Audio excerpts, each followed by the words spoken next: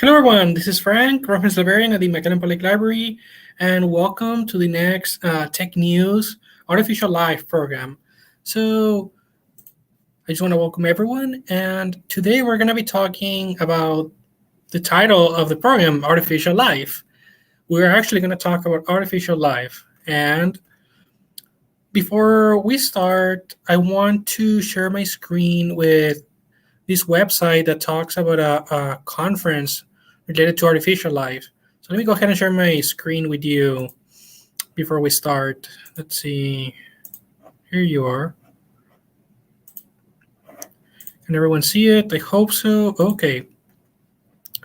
So this is the internet. Actually, it's not a conference. It's a society that you can join if you're interested. International Society for Artificial Life. It's an international society. It's professional, dedicated to promoting scientific research and education relating to artificial life. And they sponsor conferences and publications in scientific or academic journals, and they help maintain any website related to artificial life. So feel free to explore any of these links that we have. There's news, conferences, publications, etc. Okay, so without much further ado, let's share another screen with everyone. This is going to be an article that about artificial life, the past, the present, and the future. So I'm going to go ahead and share this link here in the comments in case anyone wants to check it out. It's a lengthy article, but I highly recommend it because it just gives you a broad overview of what is artificial life and its history. So just right off the bat, throughout the ages, people have been interested in the question of the nature of life, what is life, and the possibility of its creation. So there's been myths related to the creation of artificial life. For example, in Jewish mysticism, there's this talk of golem. Golem are these sculptures created, and they're given life through some kind of spell. And then, in outside of legend, since the Renaissance, Leonardo da Vinci had created some automata. One of them was a lion that could walk forward and show these flowers. And there was also a knight armor automata that could sit down and open its visor and move its arms around. And there's also, after the Renaissance, there's Vaucanson's dog, which could eat, drink, digest, and also defecate. And it was not until the 20th century when the first formal model for artificial life was made. It was in 1951 by von Neumann. He was trying to understand the fundamental properties of life, of living systems. And he was interested in self-replication more specifically, which he considered to be a fundamental property for life. And he worked with cellular automata. And later on, Christopher Langton proposed a model of self-replicating loops, which is based on the cellular automata model. And then this cellular automata grew in popularity in the 70s and the 80s. And this led to the creation of Conways' Game of Life, which I want to show you a little demonstration of how that game of life works. Let me just Google it for you. I can find a perfect tab for that. Okay, let me go ahead and share the screen for that specifically.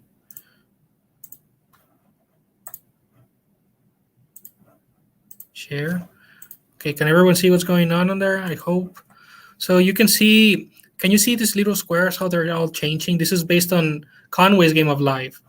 So this is supposed to imitate the evolution of organisms. And some artificial life researchers and philosophers will argue that these kinds of systems are actually alive by virtue of reproducing the organizational properties of life itself. So you can see how it's growing into the whole text and how it changes into a more complex structure. And I can show you more examples of that. Let me just remove this. You'll still see, okay. So I don't know if you can see. This is a very popular game of life creation. It's called the Gosper's glider gun. This is an example of a glider gun. And you can see how it's maintained just by following very simple rules. Um, if I remember correctly, the rules of the game are if there is two filled out cells, meaning that they're black in this case, there's two black cells around a white cell, that white cell is going to turn black. And if a black cell is surrounded by more white cells, then that black cell is going to disappear. Something like that, if I remember correctly. And you can see here the creation of more complex structures. Let's go back and see if I can find something else. Okay, here are the rules. So let's go over them. Any live cell with fewer than 2 live neighbors dies, as if by underpopulation. Any live cell with 2 or 3 live neighbors lives on to the next generation. And then any live cell with more than 3 live neighbors dies, as if by overpopulation. And any dead cell with exactly 3 living neighbors becomes a live cell, as if by reproduction.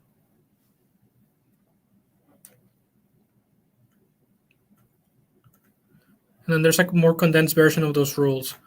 I just want to find, there you go. There's more examples of that, of the Conways game of life. So I hope that you get an idea of how this game works. Pretty interesting. And there's also some websites where you could play around with it. There it is, play game of life.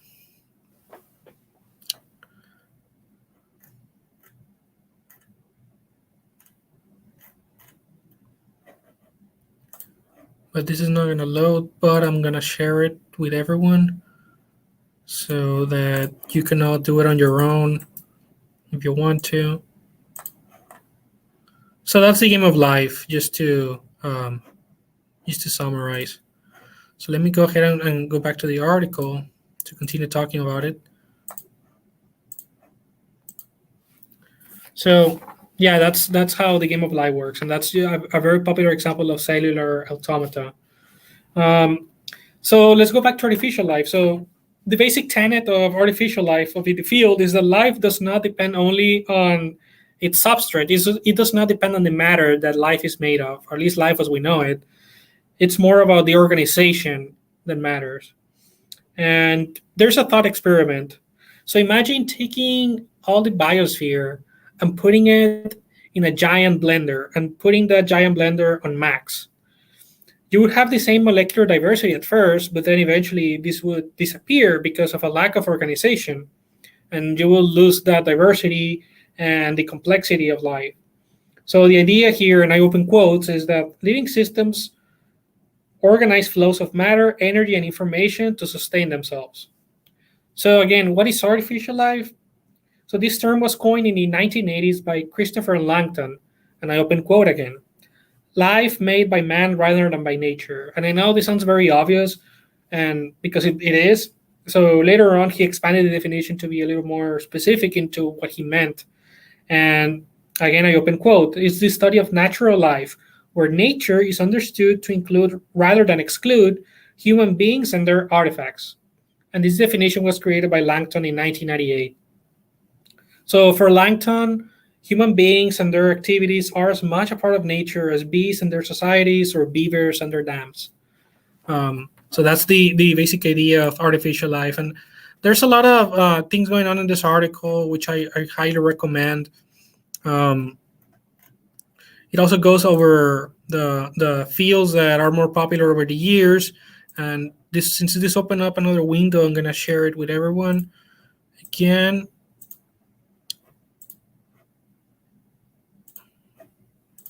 here we are. So yeah, you can see, I hope that it's very clear in there.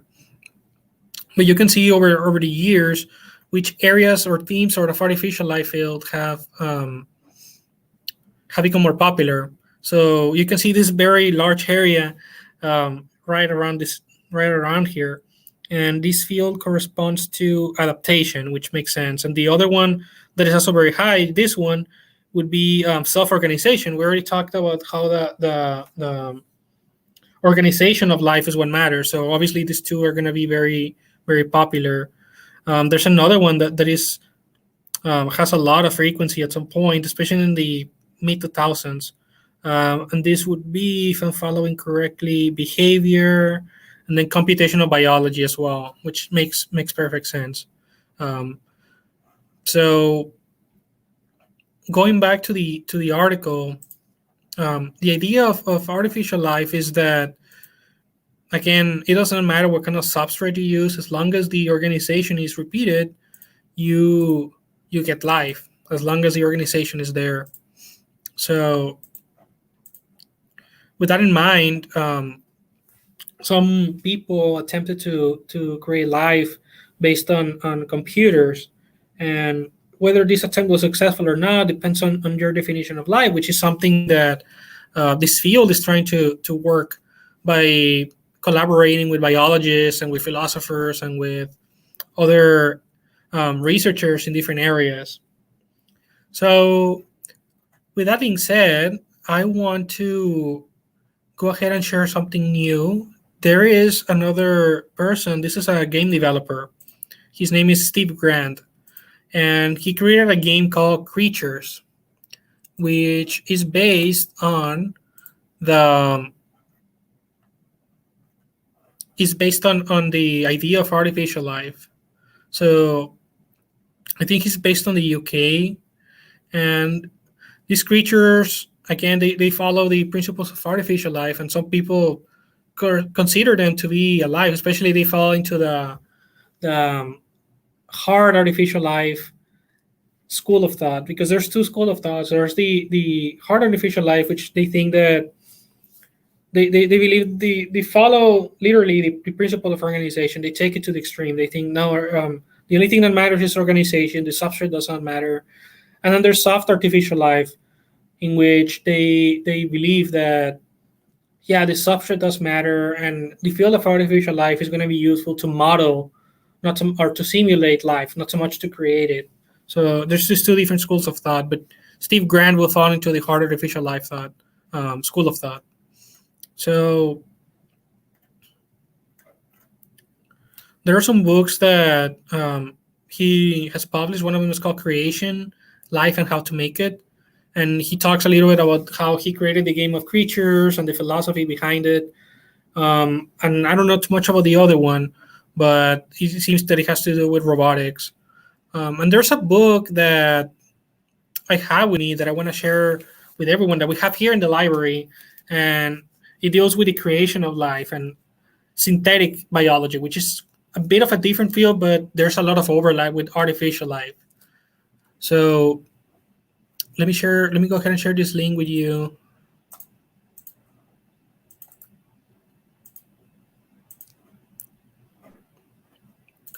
Okay, stop. So the book that I want to show you is this one. It's called Creation by Adam Rutherford. So Adam Rutherford is a science writer and broadcaster, and he's an editor at Nature. And he was written for The Guardian as well. So we have this book here at the library. I welcome everyone to come and check it out. It's very interesting. People like Brian Cox from Why Does E Equals MC Square has written some blurbs about it. I don't know if you know Brian Cox, but he has a program kind of like Carl Sagan's Cosmos, but a bit more. I don't want to say more updated, but it's different. I would check it out if I were you. But he wrote a superbly written explanation of how the origin of life on Earth became a question for science and what the answer might be. So yeah, I highly recommend this book. Please come to visit us and check it out. And without much further ado, I'm gonna go ahead and close the broadcast.